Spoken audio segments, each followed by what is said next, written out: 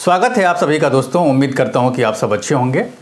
उत्तर प्रदेश विधानसभा के लिए पहले चरण की वोटिंग 10 फरवरी को होनी है और इसके लिए राज्य की तमाम राजनीतिक पार्टियां जोर शोर से कैंपेन में जुटी हुई है। ये हर संभव कोशिश की जा रही है कि कैसे मतदाताओं को लुभाया जा सके, कैसे उन्हें अपने पाले में किया जा सके ताकि उनका वोट एकमुश्त उन्हें मिले। इसके लिए राज्य की तमाम राजनीतिक पार्टियाँ जोर शोर से जुटी हुई है। प्रधानमंत्री नरेंद्र मोदी ने भी आज वर्चुअल रैली की थी और वर्चुअल रैली के माध्यम से उन्होंने उत्तर प्रदेश की जनता को संबोधित किया था।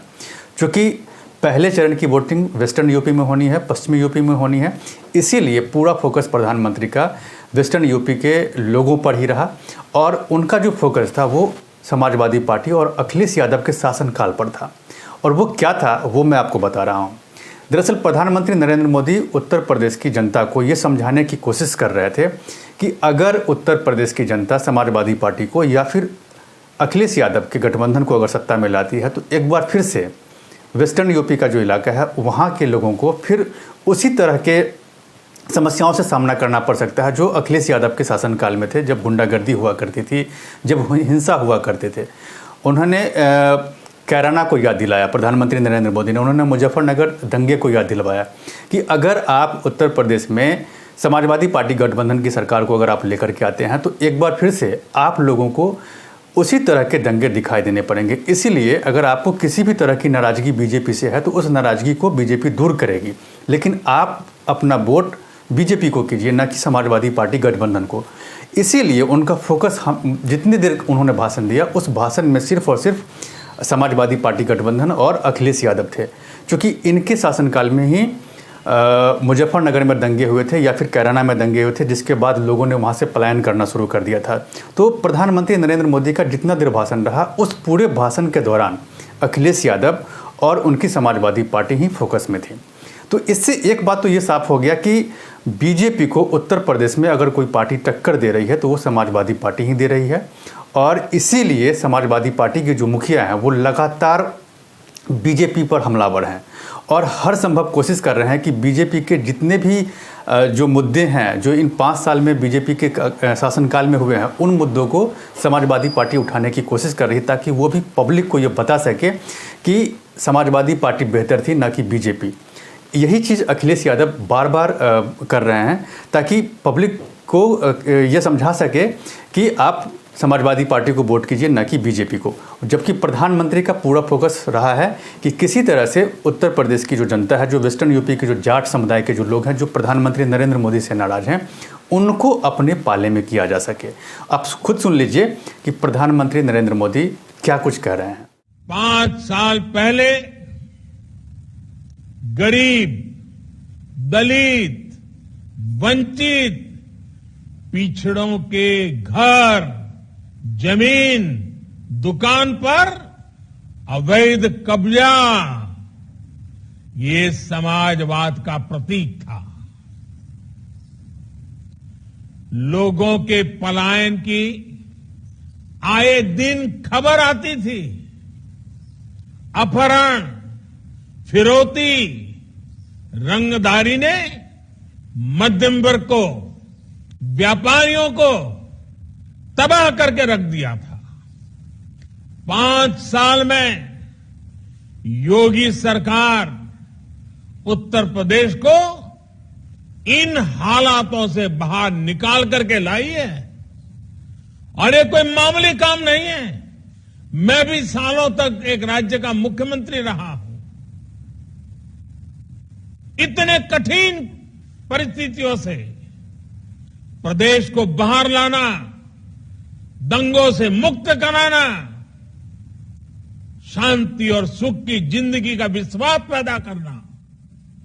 साथियों, आज यूपी का किसान हो, कर्मचारी हो, व्यापारी हो या फिर माताएं, बहनें, बेटियां, सभी को सुरक्षा और सम्मान मिल रहा है। देखिए, आपने सुना कि प्रधानमंत्री नरेंद्र मोदी ने क्या कहा। उनका पूरा फोकस वेस्टर्न यूपी के जाट समुदाय के लोगों पर था। और जाट समुदाय के लोगों पर क्यों था ये मैं बता रहा हूँ, क्योंकि पिछले 1 साल तक जो जाट समुदाय के लोग हैं वो प्रधानमंत्री नरेंद्र मोदी से नाराज़ थे। नाराज़गी का कारण सीधा सीधा था कि प्रधानमंत्री ने एक कृषि कानून बनाया था, जिस कानून को लेकर के जाट समुदाय के लोग जो हैं, जो किसान वर्ग के लोग जो हैं, वो नाराज़ थे। उनका ये कहना था कि ये कानून उनके हित में नहीं है, इस कानून को आप वापस लीजिए। और इसको लेकर के 1 साल तक आंदोलन हुआ था, जब दिल्ली की सीमा पर जाट जो किसान हैं वो जमे हुए थे और जम कर के आंदोलन किया था। इस दौरान सरकार की तरफ से भी उन्हें मनाने की कोशिश की गई, उन कानून के बारे में समझाने की कोशिश की गई, लेकिन किसानों का हट सीधा था कि आपको हर संभव कानून को रद्द करना पड़ेगा। और नतीजा ये हुआ कि आखिर में उस कानून को रद्द कर दिया गया। तो प्रधानमंत्री को ये लगता है कि हमने किसान की बात को तो मान ली और किसान के कानून को मैंने रद्द कर दिया है, तो अब ये है कि उनकी नाराज़गी को कैसे दूर किया जा सके और कैसे फिर से उनको अपने पाले में लाया जा सके। इसीलिए पीएम अपनी रैली में इस बात को बार बार समझाने की कोशिश कर रहे हैं वहाँ की जनता को, उत्तर प्रदेश की जो जनता है उनको, कि अगर आप समाजवादी पार्टी को वोट करेंगे तो आपके साथ क्या होगा, जबकि आपको उनसे बेहतर सुशासन बीजेपी ने दिया है। इसीलिए आप बीजेपी को लाइए, आपकी जो भी नाराज़गी है उस नाराज़गी को आगे भी दूर किया जाएगा। तो ये रहा है प्रधानमंत्री नरेंद्र मोदी का फोकस इस रैली में। हालांकि पीएम ने इससे पहले भी रैली की थी, लेकिन उनकी रैली जो थी वो फिजिकल रैली थी। लेकिन जब चुनाव की आचार संहिता लागू हुई उसके बाद चुनाव आयोग ने मना कर दिया कि भाई आप फिजिकल रैली नहीं कर सकते हैं जब तक कि कोरोना कंट्रोल में नहीं हो जाए। लेकिन अब थोड़ा सा कंट्रोल हुआ है तो चुनाव आयोग ने थोड़ी सी छूट और दी है, लेकिन अभी भी किसी भी राजनीतिक पार्टी को फिजिकल रैली करने की छूट नहीं है।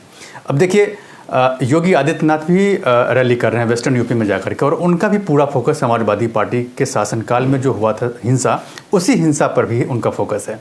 अब खुद सुनिए कि योगी आदित्यनाथ क्या कह रहे हैं। एक गर्मी जो अभी किराना में और मुजफ्फरनगर में कुछ जगह दिखाई दे रही है ना, ये सब शांत हो जाएगी इसके बाद,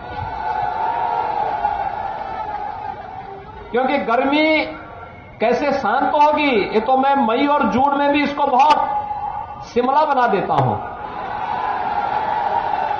देखिए योगी आदित्यनाथ ने भी साफ साफ कहा, उनका भी पूरा फोकस पश्चिमी यूपी में जो हिंसा हुआ था, जो दंगा हुआ था, उसी दंगा पर था। और उन्होंने ये समझाने की कोशिश की वेस्टर्न यूपी के लोगों को कि समाजवादी पार्टी की अगर सरकार आती है तो फिर से एक बार वही गुंडागर्दी यहाँ होगी और फिर से लोगों का पलायन होगा। तो इसीलिए ये मौका है और इस मौके को आप अपने हाथ से जाने नहीं दीजिए। आप अपना वोट जो है, अपना कीमती वोट, वो बीजेपी को कीजिए। ये प्रधानमंत्री नरेंद्र मोदी ने भी ये की है और योगी आदित्यनाथ ने भी, ताकि किसी तरह से वेस्टर्न यूपी की जो जनता है उनको समझाया जा सके। आप मेरे साथ बने रहिए, और अब तक अगर आपने मेरे इस यूट्यूब चैनल को सब्सक्राइब नहीं किया है तो प्लीज़ इसे सब्सक्राइब कीजिए, लाइक, शेयर और कमेंट ज़रूर कीजिए। धन्यवाद।